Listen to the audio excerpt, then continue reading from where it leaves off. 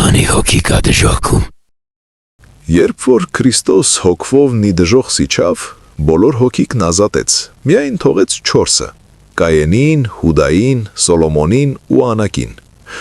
Գրիգոր Լուսավորիչը, որ ձեռքը Քրիստոսին տված դժոխքի դռնովը դուրս էր գալիս, ետ մտիկ տվավ։ Քրիստոս իմացավ, որ Գրիգորն իր հոր համար է մտիկ տալիս։ Հա, ասաց, մեղքդ է գալիս։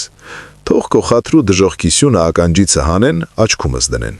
Էնպես էլ արին։ Նա մնաց այնտեղ, Գրիգոր Լուսավորիչը չկարած իր հորն ազատել դժոխքիցը։ Բայց Սողոմոնն իր իմաստությունը դժոխքումն էլ բանեցրեց։ Երբ որ տեսավ, թե Քրիստոսը նրան թողեց այնտեղ, սկսեց գլուխը քաշ գցած ետ ու առաջ անց ու դարձ անել դժոխքումը, սաստիկ բարկացած։ Սատանեքը, որ Քրիստոսին ներս մտնելիս փախել էին, նրա գնալուց հետո էլ ետ թափվեցան դժոխքը։ Դրանք, որ Սոլոմոնին տեսան, մնացին զարմացած, թե սա ինչու է մնացել այստեղ։ Բարի բանի համար չի լինիլ։ Երևի Քրիստոսի պակաս թողածը սա է ուզում լրացնել։ Հետո մոտենալով Սոլոմոնին հարցրին.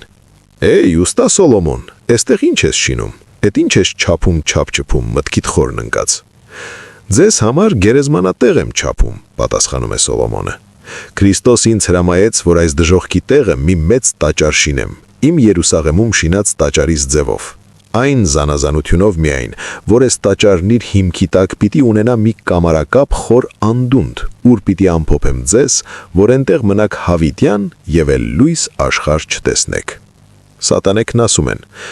Ինչ ես ասում Սոլոմոն, էդ ինչ անգութ մարդ ես դու, աշխարհի վրա մեզ քիչ տանջեցիր, հիմա էլ էստեղ ես ուզում տանջել։ Ոչ, էդ քեզ չի հաջողվիլ, էս մեր բնակարանն է։ Եկեք, Ուրիել, Սադայել, Դակուել, բոլոր դևերն իմաց են տալիս մեկ-մեկու, հավաքվում են եւ Սողոմոնին ցիմ-ցիմ վեր են կալնում, դժոխքիցը հանում ու դնում դրախտի ճանապարհի վրա։